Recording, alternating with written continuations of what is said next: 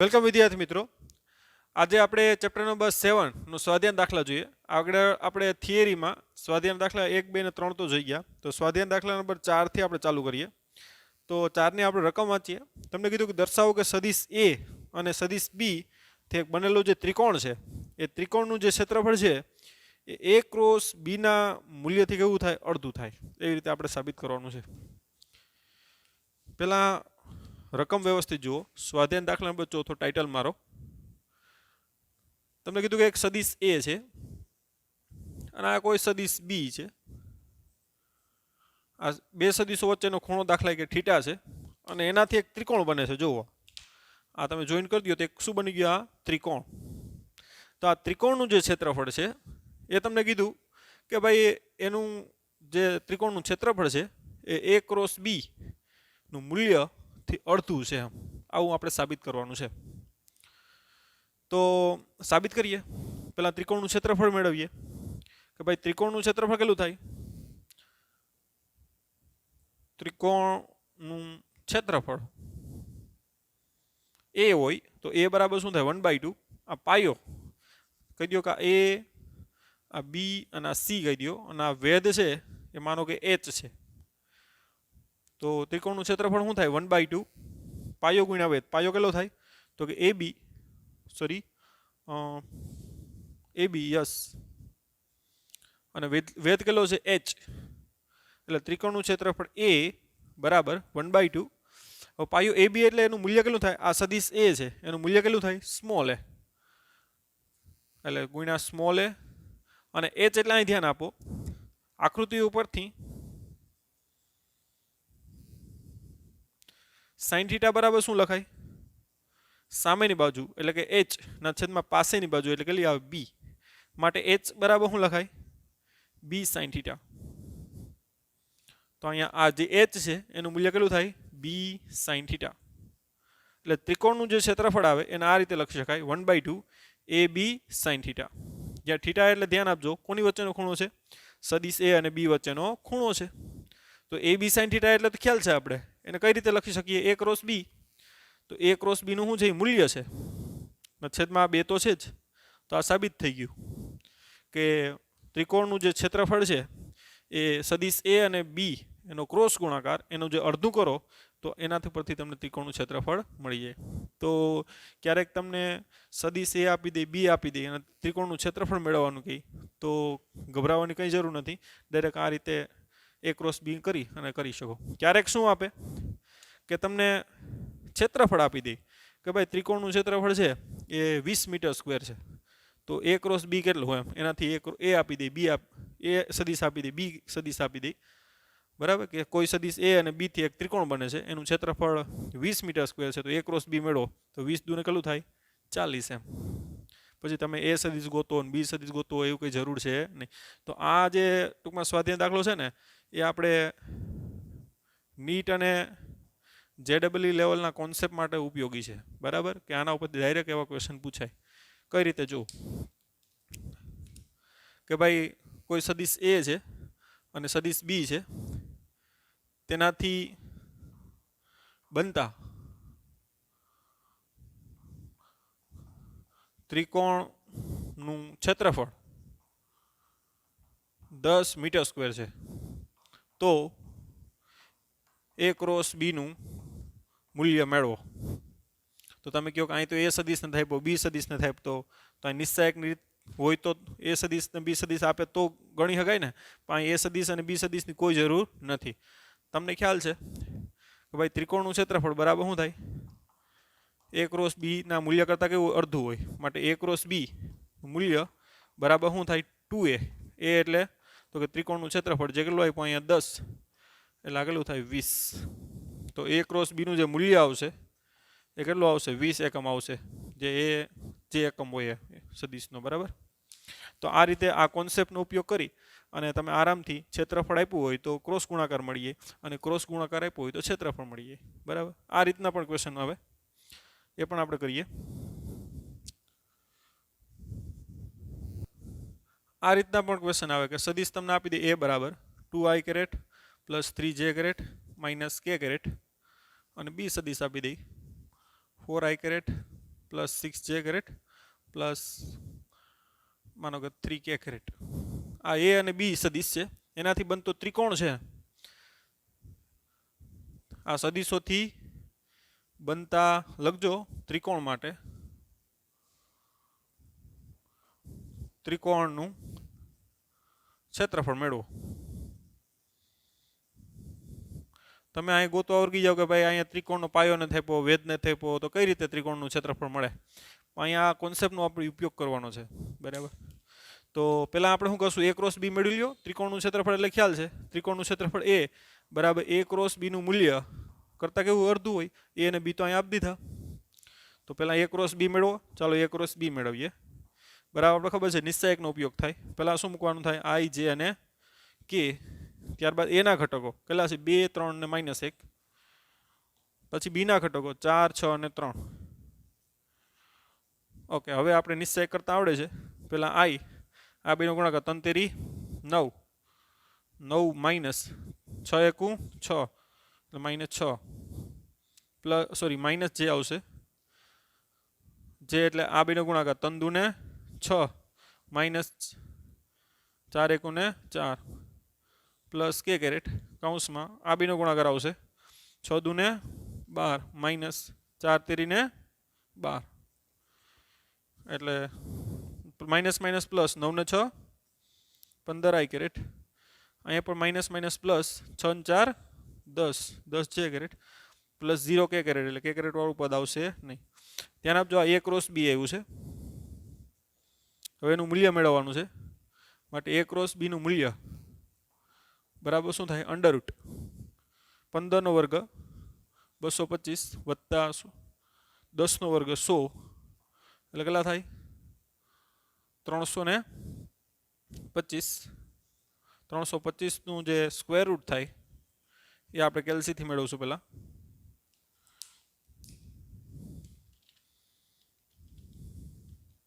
તે આવશે 18.027 એટલે 18 કહી દો તોય ચાલે. 18 એકમ જે આપ્યો હોય.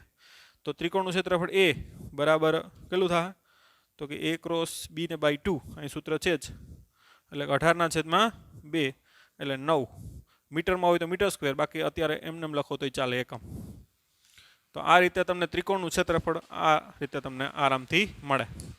ઓકે, તો આ રીતે બંને ટાઈપના ક્વેશ્ચનો આપણે કરાવી દીધા. તો પહેલાં ચેપ્ટર નંબર સ્વાધ્યાય દાખલા નંબર 4 છે એના ઉપરથી એક કોન્સેપ્ટ મળ્યો અને કોન્સેપ્ટ પરથી કેવી પ્રકારની MCQ પૂછાય એ આપણે બે ટાઈપની ગણી. ઓકે, હવે નેક્સ્ટ જોઈએ. આ સદિશ a અને આ સદિશ b. ઓકે, પાછો અહીંથી સદિશ a દૂરો કરો અને અહીંથી સદિશ b. તો આ શું બને, સમાંતર બાજુ શું બને, ચતુષ્કોણ. હવે આ ત્રિકોણ જે બને બરાબર એનું ક્ષેત્રફળ આપણે મેળવી લીધું અને આ બંને ત્રિકોણ છે એ સરખા થાય કે જેટલે આ છે એટલે આ છે, જેટલે આ છે એટલે આ છે, બરાબર. તો સમાંતર બાજુ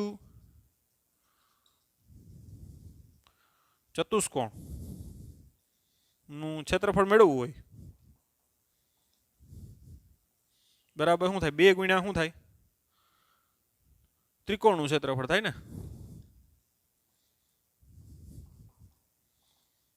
કેમ કે ત્રિકોણનું જે ક્ષેત્રફળ બને આ ત્રિકોણ એ ડબલ 2 બને ને આમાં, તો 2 ગુણ્યા શું થાય, ત્રિકોણનું ક્ષેત્રફળ. ત્રિકોણ એટલે ગમે લઈ લો તે હાલે, ઓ એમ એન કહી દો તે હાલે.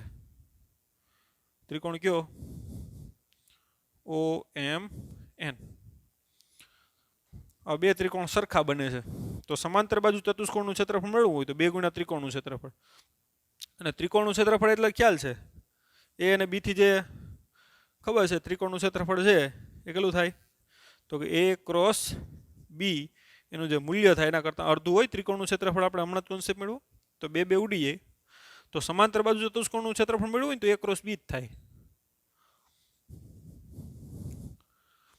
જો a અને b થી શું બને, એક પ્રકારનો સમાંતર બાજુ ચતુષ્કોણ બને. અને સમાંતર બાજુ ચતુષ્કોણનું ક્ષેત્રફળ મેળવવું હોય તો શું કરવાનું, a ક્રોસ b નું મૂલ્ય. અને ત્રિકોણનું ક્ષેત્રફળ મેળવવું હોય તો a ક્રોસ b ના મૂલ્ય કરતાં અડધું. તો બંને કોન્સેપ્ટ યાદ રાખજો. હવે સમાંતર બાજુ ચતુષ્કોણનું ક્ષેત્રફળ મેળવવું હોય, a અને b થી એક સમાંતર બાજુ ચતુષ્કોણ બન્યો તો કે યસ, તો એનું ક્ષેત્રફળ હોય તો a ક્રોસ b. અને તમારે ત્રિકોણનું ક્ષેત્રફળ મેળવવું હોય તો a ક્રોસ b નું કેવું અડધું. તો આ બંને કોન્સેપ્ટ છે આપણે યાદ રાખવાના છે ખાસ કરીને કોમ્પિટિટિવ એક્ઝામ માટે. ઓકે, હવે નેક્સ્ટ દાખલો છે એમાં કોન્સેપ્ટ આનો પણ ઉપયોગ કરશું ડાયરેક્ટ, કે આ સમાંતરબાજુ ચતુષ્કોણનું ક્ષેત્રફળ હવે આપણે ખ્યાલ છે કે કેટલું થાય કે a સદિશ અને b સદિશથી એક પ્રકારનો સમાંતરબાજુ ચતુષ્કોણ બને અને એનું ક્ષેત્રફળ a ક્રોસ b થાય. ઓકે, લખી લેજો. સ્વાધ્યાય દાખલા નંબર 5મો. તમે કીધું દર્શાવો કે a સદિશ ડોટ કૌંસમાં b ક્રોસ c, a સદિશ ડોટ b ક્રોસ c, આ ત્રણ સદિશ છે a સદિશ b સદિશ અને c સદિશ, એનાથી એક સમાંતર બાજુ ચતુષ્કોણના કદનું મૂલ્ય થાય એ આપણે મેળવવાનું છે. કે આ છે ને એ કદ છે કોનું? સમાંતર બાજુ ચતુષ્કોણથી બનતા કદ. ત્રણ સદિશો એક સમાંતર બાજુ ચતુષ્કોણ દ્વારા એક કદ બનાવે છે અને કદનું આપણે સૂત્ર છે એ આ સાબિત કરવાનું છે. તો આપણે પહેલાં તો ત્રણ સદિશથી સમાંતર બાજુ ચતુષ્કોણ દ્વારા બનતું કદ મેળવીએ. તો આ સદિશ છે માનો કે a અને આ સદિશ છે b. વ્યવસ્થિત ધ્યાન આપજો.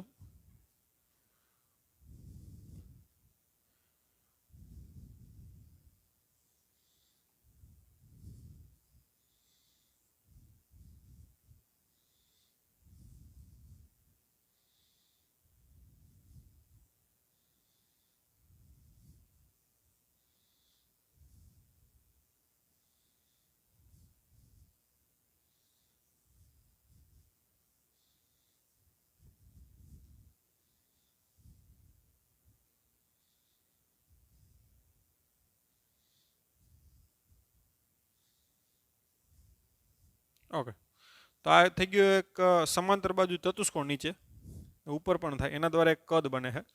ધ્યાન આપજો કઈ રીતે સદિશ છે. આ સદિશ a છે, આ સદિશ b છે અને આ સદિશ c. આ પણ c થાય, આ પણ c થાય, આ પણ c, આ સામ સામે આ b થાય, આ a, આ a, આ a અને આ પણ a. તો ત્રણ સદિશ, આ a સદિશ, આ b સદિશ અને આ c સદિશ, એના દ્વારા એક શું બન્યું? સમાંતર બાજુ ચતુષ્કોણ દ્વારા એક કદ બન્યું અને કદનું જે સૂત્ર છે આ સાબિત કરવાનું છે. હવે આ કદનું સૂત્ર પહેલા આપણે મેળવવું હોય તો કઈ રીતે થાય? જો તો માનો કે આ નીચેનું ક્ષેત્રફળ a છે, આપણે ખબર છે કે અહીં એક પ્રકારનું શું બને તો કે લંબઘન બને છે અને લંબઘનનું ક્ષેત્રફળ શું થાય? લંબાઈ ગુણ્યા પહોળાઈ ગુણ્યા ઊંચાઈ, બરાબર? તો આનું ક્ષેત્રફળ, આનું જે કદ છે નામ આપી દઈએ આપણે, આ a, આ b, c, d, e, f, g અને h. અહીં લંબઘન કયો જે કયો લંબઘનનું કદ, ટૂંકમાં એનો સિમ્બોલ આપણે v આપી દઈએ. તો v બરાબર શું થાય? તો કે નીચેનું ક્ષેત્રફળ a ગુણ્યા એની ઊંચાઈ શું થાય? h. આ જે નીચેનું ક્ષેત્રફળ છે ને ક્યું, તો કે સમાંતર બાજુ ચતુષ્કોણ કયો? a b c d નું ક્ષેત્રફળ, સમાંતર બાજુ ચતુષ્કોણ a b c d નું ક્ષેત્રફળ ગુણ્યા શું કરી નાખી? ઊંચાઈ, કેમ કે આમાં લંબાઈ ગુણ્યા પહોળાઈ આવી ગઈ, ગુણ્યા શું થઈ ગઈ? ઊંચાઈ. ચાલો, આ લંબાઈ ગુણ્યા પહોળાઈ ગુણ્યા ઊંચાઈ, ઊંચાઈ એટલે આ h. અહીંથી લંબ દોર નાખો. રેડી? તો અહીં લંબઘનનું ક્ષેત્ર કદ ટૂંકમાં v બરાબર શું થાય? તો કે લંબાઈ ગુણ્યા પહોળાઈ ગુણ્યા ઊંચાઈ. પણ લંબાઈ ગુણ્યા પહોળાઈ એટલે તો આ ક્ષેત્રફળ કહી દીધું નીચેનું. એ શું છે? ધ્યાન આપજો, સમાંતર બાજુ ચતુષ્કોણનું ક્ષેત્રફળ છે, બરાબર? ગુણ્યા એની ઊંચાઈ. હવે a b c d નું ક્ષેત્રફળ તો આપણે ખ્યાલ છે, શું થાય બોલો જોઈએ? એ તો હમણાં જ આગળ મેળવ્યું તો આપણે કે સમાંતર બાજુ ચતુષ્કોણનું ક્ષેત્રફળ કેટલું થાય? b ક્રોસ c એનું મૂલ્ય થાય ને. તો આ b છે અને આ c છે, તો b ક્રોસ c કરો તો શું આવે? સમાંતર બાજુ ચતુષ્કોણ ABCD નું શું આવે? ક્ષેત્રફળ આવશે. એટલે આપણે શું કરશું અહીંયા? તો કે b ક્રોસ c નું મૂલ્ય ગુણ્યા આ શું થાય? ઊંચાઈ. હવે ઊંચાઈ આપણે મેળવશું. તો ધ્યાન આપજો, હવે b ક્રોસ c તમે કરો તો बी क्रॉस सी दिशा कई तरफ थाय जो आ बी અને આ સી બી ક્રોસ સી કરો તો કેમ આવે ઉપર તરફ આવે એટલે બી ક્રોસ સી છે ને આ છે ધ્યાન આપજો ખાસ ધ્યાન આપજો જો આ બી છે અને આ સી છે આ રીતે આ બી છે અને અંદર સી છે હવે બી ક્રોસ સી ની દિશા કઈ તરફ હોય તો સ્ક્રૂને આપણે ફેરવતા આવડે જ છે ને આ બી છે અને આ અંદર સી છે ધ્યાન આપજો એટલે બી ક્રોસ સી કરો તો આંગળીઓ કેમ ફેરવાની થાય બી થી સી તો અંગૂઠો ઉપર આવે તો બી ક્રોસ સી ની જે દિશા આવશે ને એ આ આવશે જે સદિશ એ આરે કેટલો ખૂણો બનાવે જે ધ્યાન આપજો માનો કે થીટા ખૂણો બનાવે સદિશ એ આરે આ ધ્યાન આપજો સદિશ એ આરે કેટલો ખૂણો બનાવે થીટા કોણ તો કે બી ક્રોસ સી ની દિશા છે ધ્યાન આપજો ઇનકરેક્ટ તો બી ક્રોસ સી ની દિશા છે આ એ સદિશ આરે કેટલો ખૂણો બનાવે થીટા તો આ ખૂણો થીટા હોય તો આ ખૂણો પણ કેટલો થાય થીટા કેમ કે આ બંને કેવી લાઈન છે સમાંતર લાઈન છે તો અંતઃકોણ કેવો હોય સમાન હોય તો આકૃતિ ઉપરથી શું લખશું આપણે હવે આકૃતિ પરથી ધ્યાન આપજો આ એચ મેળવો ને આપણે તો અહીં શું લખ નાખીએ તો કે કોસ થીટા બરાબર શું થાય પાસેની બાજુ ના છેદમાં કર્ણ એક આ લંબ છે આ કર્ણ થાય એ આપણે એચ મેળવવો અને આપણી પાસે સ્મોલ એ અને એચ છે તો શું લખાય આકૃતિ પરથી કોસ થીટા બરાબર પાસેની બાજુ શું થાય એચ ના છેદમાં કર્ણ શું થાય સ્મોલ એ માટે એચ બરાબર શું થાય એ કોસ થીટા એચ બરાબર શું થાય એ કોસ થીટા ધ્યાન આપજો માટે આપણે અને થીટા એટલે શું છે ધ્યાન આપજો થીટા એટલે શું છે બી ક્રોસ સી અને સોરી સદિશ એ અને બી ક્રોસ સી વચ્ચેનો ખૂણો છે ધ્યાન આપજો અહીં થીટા એ સદિશ એ અને બી ક્રોસ સી વચ્ચેનો શું છે ખૂણો છે ધ્યાન આપજો ખાસ હવે એચ નું મૂલ્ય મૂકી દો માટે કદ વી બરાબર આ B cross C into H એટલે શું છે એ કોસ થીટા હવે અહીં ધ્યાન આપજો એ બી કોસ થીટા આને આપણે આખા નામ આપી દો બી ક્રોસ સી એટલે એક સદિશ છે અને આ સ્મોલ એ તો એને આપણે ડોટ ગુણાકારના સ્વરૂપમાં મૂકી શકીએ ને કે કોસ થીટા દૂર કરો તો શું આવે ડોટ ગુણાકાર માટે એને ડોટ ગુણાકાર આ રીતે લખી શકીએ કઈ રીતે તો કે એ સદિશ ડોટ આ બી ક્રોસ સી અને ડોટ ગુણાકાર કરો તો શું આવે એ આ બી ક્રોસ સી નું મૂલ્ય ઇન્ટુ શું આવશે કોસ થીટા જ્યાં કોસ થીટા એટલે શું થીટા એટલે કોની વચ્ચેનો ખૂણો આર્યો આ બે વચ્ચેનો ખૂણો જ છે સદિશ એ અને બી ક્રોસ સી વચ્ચેનો ખૂણો જ છે જે આકૃતિ સ્વરૂપે પણ છે અને સૂત્રમાં પણ આવે છે એ રીતે બરાબર તો આ રીતે જે વસ્તુ સાબિત કરવાની છે એ આપણે આરામથી સાબિત કરી શકીએ કે ભાઈ કદ છે એ કદ આ રીતે આપી શકાય તો પાછું જોઈ લો એ આ બી અને આ સી આ સદિશથી એક શું બન્યો તો કે એક લંબઘન ટાઈપનો બન્યો છે સમાંતર બાજુ ચતુષ્કોણથી એક લંબઘન બન્યો અને એનું કદ આ સાબિત કરવાનું છે તો કદ એટલે શું થાય તો કે લંબાઈ ગુણ્યા પહોળાઈ ગુણ્યા ઊંચાઈ તો લંબાઈ ગુણ્યા પહોળાઈ એટલે એને આપણે શું કહી દીધું સમાંતર બાજુ ચતુષ્કોણનું ક્ષેત્રફળ ગુણ્યા ઊંચાઈ એટલે એચ હવે સમાંતર બાજુ ચતુષ્કોણનું ક્ષેત્રફળ તો આપણે ખ્યાલ છે કે ભાઈ બી ક્રોસ સી થાય તો આપણે હમણાં જ જોયું તો આપણે તો આ લખ્યું આપણે બી ક્રોસ સી એટલે કે એબીસીડીનું ક્ષેત્રફળ ગુણ્યા ઊંચાઈ હવે ધ્યાન આપજો આ બી અને આ સી બી ક્રોસ સી કરો તો એની દિશા ઉપર તરફ આવે જો આ ઉપર તરફ બી ક્રોસ સી ની દિશા છે એ માનો કે એ સદિશ સાથે કેટલો ખૂણો બનાવે થીટા તો આ ખૂણો ને આ ખૂણો કેવા થાય સમાન થાય એટલે આપણે પહેલાં તો એમને એમ લખી નાખ્યું હવે એચનું મૂલ્ય મેળવવું હોય તો આપણે કીધું કે આકૃતિ પરથી કોસ થીટા બરાબર પાસેની બાજુના છેદમાં શું થાય કર્ણ એ કેટલો છે સ્મોલ એ છે એટલે એચના છેદમાં સ્મોલ એ એટલે એચ બરાબર એ કોસ થીટા અને થીટા એટલે ખાસ ધ્યાન આપજો કોની વચ્ચેનો ખૂણો છે તો કે જો આ બી ક્રોસ સી છે એની દિશા એટલે કે બી ક્રોસ સીની દિશા અને એ વચ્ચેનો ખૂણો તો એ લખી નાખો આપણે પછી એચની કિંમત મૂકી દીધી કે એ કોસ થીટા બરાબર અને આને તો આપણે ડોટ ગુણાકાર મૂકી શકીએ ને કે કોસ થીટા દૂર કરો તો ડોટ ગુણાકાર આવે એટલે બી ક્રોસ સી ડોટ એ કરો અથવા તો એ કેમ કે એ ડોટ બી બરાબર બી ડોટ એ ગમે એમ લખો ને માટે એ સદિશ ડોટ બી ક્રોસ સી હવે આને આપણે ડોટ ગુણાકાર દૂર કરીએ તો આજ આવી જાય પાછું તો આ રીતે એનું કદ છે એ રીતે આરામથી સાબિત કરી શકાય લખી લ્યો વ્યવસ્થિત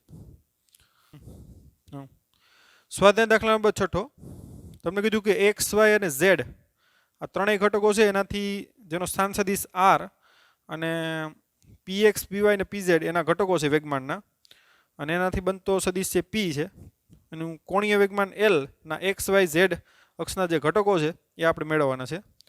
અને જો કણ એક્સ વાય સમતલમાં જ ટૂંકમાં જો ગતિ કરતું હોય તો કોણીય વેગમાનનો માત્ર ઝેડ ઘટક જ હોય એમ આપણે સાબિત કરવાનું છે. રકમમાં કંઈ ખાસ આપ્યું નથી.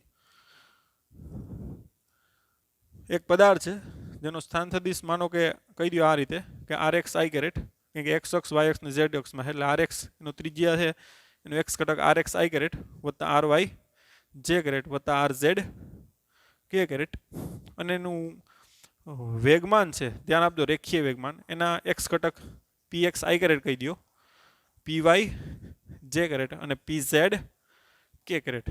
કીધું કે એક્સ અક્ષમાં પી એક્સ છે, વાય અક્ષમાં પી ઝેડ પી વાય છે અને ઝેડ અક્ષમાં પી ઝેડ. તો આ રીતે ત્રિજ્યા છે એનો સ્થાન સદિશ આર બરાબર આર એક્સ આઈ કેરેટ વત્તા આર વાય જે કેરેટ વત્તા આર ઝેડ કે કેરેટ છે. રકમ જ આપીએ છીએ આપણે જી, એને એનું રેખીય વેગમાન પી એક્સ આઈ કેરેટ વત્તા પી વાય જે કેરેટ વત્તા પી ઝેડ કે કેરેટ. તમારે કોણીય વેગમાન એલ મેળવવાનું છે. પછી તમને બીજી કન્ડિશન આપી દીધી કે ભાઈ જો એક્સ વાય સમતલમાં જ ગતિ કરતું હોય,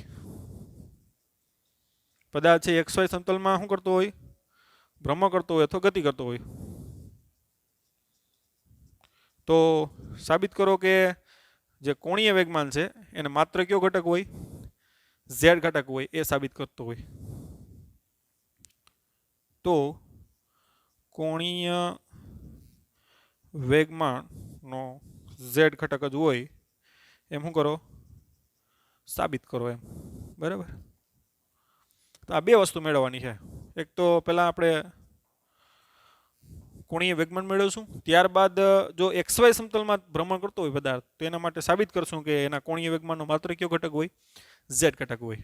તો પહેલાં તો આપણે કોણીય વેગમાન મેળવીએ. ચાલો, કોણીય વેગમાન એટલે ખ્યાલ છે અહીં